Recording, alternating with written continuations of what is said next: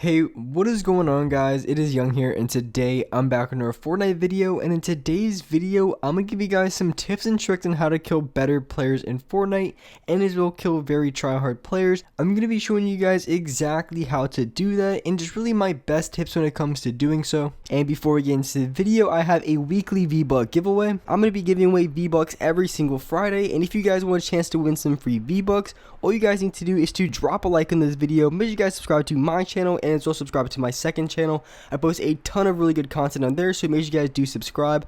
Turn on my post notifications, and as well leave a comment down below of your Xbox gamer tag, your PSN gamer tag, or Epic account. And if you guys would like to support me as a creator in the item shop, all you have to do is go over to the item shop, go into the bottom right hand corner, support a creator, and type in my code. My code is Young Humor. Type it in and you guys will have me supported as a creator. And alright guys, let's get right to the video. Alright, so for the gameplay I have in the background, I had a very good game. I ended up dropping about 17 kills in this gameplay, so it's a very fast, very entertaining gameplay. And with that being said, I was able to destroy every single player I was going against, and I'm going to give you guys some tips and tricks when it comes to killing those sweatier players, those tryhard players, those better players that you maybe even think are better than you, because that happens all the time. I run into players who even are better than me in arena games, some super sweaty PC players, whatever the case may be, and even though they are really a lot better than me, that doesn't mean I can't win the gunfight and be able to outplay them.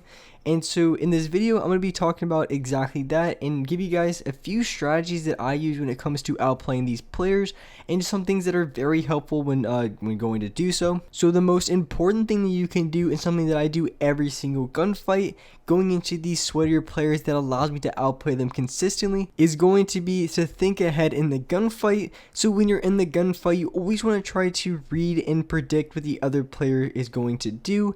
And when you're going against different players, a lot, everyone, like I said in a lot of my videos, everyone's going to have a different play style. You're going to be running to different players a ton of times, but you still want to try to be able to think ahead in that gunfight, and by doing so, it gives you a major advantage, because in that case, if you're thinking ahead in the gunfight, it's really not going to it's not really going for a counter, because a counter is more like when the other player already goes for something and you're reacting to them.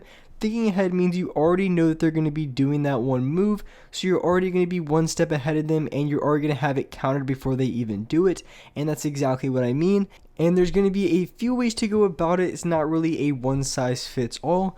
But the thing is, what makes easier players or worse players in the game to outplay is because they do a lot of things a lot slower, and the better players do things a lot faster, which is kind of obvious, but it really does make a lot of sense, because when the other players are going a lot faster, that means you have to think fast. And when it comes to those much higher skill players, they're going to be doing the exact same thing. So being able to counter what they do can be so much more difficult, and the reason being because, like I said, they're going to be trying to do the exact same play to you, trying to think ahead and try to predict what you're doing. So really, to think about that when going against these better players is you have to try to predict what they think that you're going to be doing to them, which means when you're going against those really good players, they're going to expect you to go for a few counters, a few things, because they do see a lot of things. They see a lot of people going for a lot of different plays, so they're going to be expecting you to go for those kind of plays, to sort of outplays.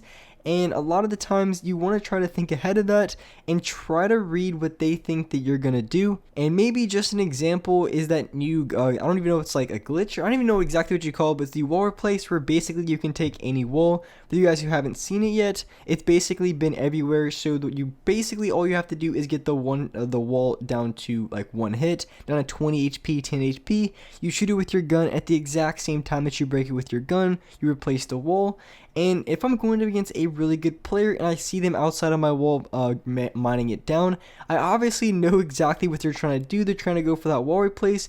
So instead of letting them go for the wall replace, because a lot of times, even if you're going against better players like that, they're going to be trying to get the wall, and from that player's perspective, they're going to expect you to go for one or two things.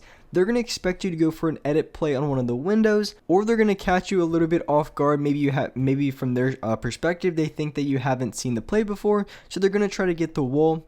So when something like that happens, they try to get the wall. Instead of going for window edits that most of the time they're going to be a little bit prepared for, maybe you can catch them off guard if you catch them at the right time, get a shot off. But maybe the best thing you can do is just go for an edit play and then rush them straight up, challenge them right away, because a lot of times even these better players, if you play really aggressive on them, a lot of the times they're not going to be expecting it, and it really is the best way to play against those type of players, because when you play really aggressive, it really is, I guess essentially you can say it's a 50-50 gunfight, but if you're the one challenging in the gunfight, it gives you a huge advantage because you control the fight. And for me personally, that's just a personal preference for me. If someone wants to rush, I'm going to be the one rushing. It just gives me that little bit more control in the fight. I have a better gauge on how everything's going. And I really just have the overall best angle on everything. I can see exactly what's going on. And if someone wants to play a little bit more aggressive in that fight, I want to be the one doing so, because for me, I don't like to play defensive. I don't really like to play off what other people are doing. So if someone's going to be rushing, I want to be the one to rush, and that just gives me the best advantage in the fight. So maybe some of you guys are just a little bit better at playing defensive, maybe going for edit plays and just like different things like that. It really doesn't matter. But maybe you guys are a little bit better at playing on the more passive side and playing a little bit more defensive. So of course, not everything's going to be a one size fit all. Maybe some of you guys are better at that. But for me personally, if I'm the one playing a little bit more aggressive, I have such a better chance in that fight, because like I said, I can gauge exactly the player that I'm going against, and I can really gauge and control the fight. So that's what I like to do. I like to play a little bit more aggressive, and that's what I would recommend doing. But of course, some of you guys might be a little bit better at playing on the more defensive side and playing off what the other player does. I'm kind of the opposite. If someone wants to try to go for a play, I'm going to be the one pushing them, making the aggressive push. And that's normally what I do when I go against those better players. And also another thing that you want to do when going into the fight, and this is something that I always recommend every single fight that you go into, every single player that you see around the map, you really just want to try to gauge how good the other player is, because you guys know every single time you go into a gunfight, you're going to be going against different skilled players. Some of them might be really, really bad, some of them might be really good, insanely good, and then sometimes they're like kind of mediocre, average. So really the best thing you can do, because a lot of these things really apply to the better type of players, but every single time you go into a fight, you want to try to gauge how the other player is. Maybe you notice that he's not the best at building.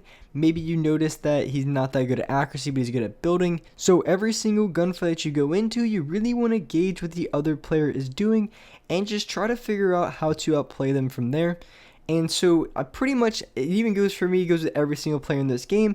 Every player is going to be really good at something, and then every player might be really bad at something. There's always going to be strengths and weaknesses of every single player. So if you can find that out very quickly going into the fight, maybe you see he's lacking in some sort of area, maybe might be building, accuracy. It really could be a lot of things. Maybe he's not playing that smart, maybe overly aggressive, overly passive. So you really want to try to capitalize and figure out exactly what they're lacking in their gameplay, and then play off of that, because trust me, that's something that I try to do every single game that I go into, every single player, every single fight, and it allows me just to dominate so many more fights, because I figure out exactly what the other player is not as good at. And yes, it will take a little bit of time and a little bit of practice to get down, because reading other players can be a little bit more difficult, because every single player you go into might have a little bit different of a play style. And of course, it depends on the situation, if it's a late game, early game. So there's going to be a lot of factors that are going to be included in there. And even their skin could be a factor, because let's be honest here, pretty much every single bot player that you run into is running a male skin. I mean, let's just be honest, all the sweaty tryhards are using OG skins, female skins, and pretty much all the bots are going to be using some DJ llamas, some just really bot skins, because I mean, you can just tell the majority of the newbie players in the game are also going to be rocking some of the newbie skins, and that's just one thing that you see. It's not always the case, but the majority of times you really are going to see this, and it's going to be very true. You can just tell a lot of times just by that player's skin whether they're going to be an average player, mediocre player, a very tryhard player, and a lot of OG players, OG skins are going to be very sweaty. It really depends. The Assault Trooper players really aren't that good. Purple Skull Trooper players really aren't that good. But if you run into like a Gold Trooper, or maybe you run into the Renegade Raider, they might be kind of sweaty. So that's just something to keep in mind. But really, one of the best kills you can have in this game is just trying to read and engage the other players. So that's probably one of the number one skills you guys need to try to work on and try to learn. It's not really the easiest thing to do, but once you really get good at it, it's very easy to judge the other players in the game and really decide their skill level even before going into the fight, and that can give you a major advantage in this game.